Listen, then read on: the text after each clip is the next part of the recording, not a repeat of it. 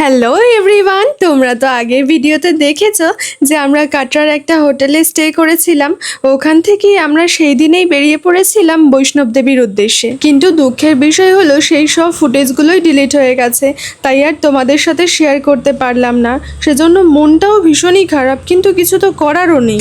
যাকে next day আমরা চলে এসেছিলাম পেহেলগাম।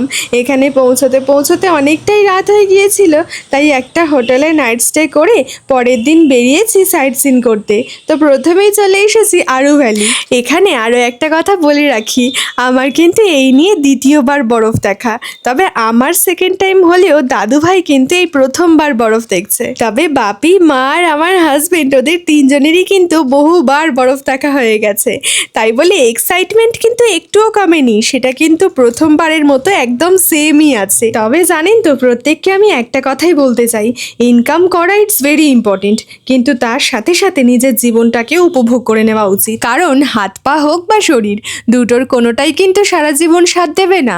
তাই সময় থাকতেই সুযোগটাকে কাজে লাগান। যাই হোক, তবে আমরা প্রত্যেকেই কিন্তু ভীষণভাবে আনন্দ করেছি, আর তার জন্য ফাইনও দিতে হয়েছে। কারণটাও তাহলে বলি, আমরা যে গাড়ি বুক করে এসেছিলাম, ড্রাইভারটা প্রথমেই বলে দিয়েছিল যে প্রত্যেকটা স্পটে 1 ঘন্টা করে টাইম। তাই নিজেদের মধ্যে সময় কাটাতে কাটাতে কখন যে টাইম লিমিট ক্রস করে গেছে সেটা বুঝতেই পারিনি। তো যাই হোক, ভিডিওটা তাহলে আজকে এখানেই শেষ করছি। দেখা হচ্ছে নেক্সট ব্লগে।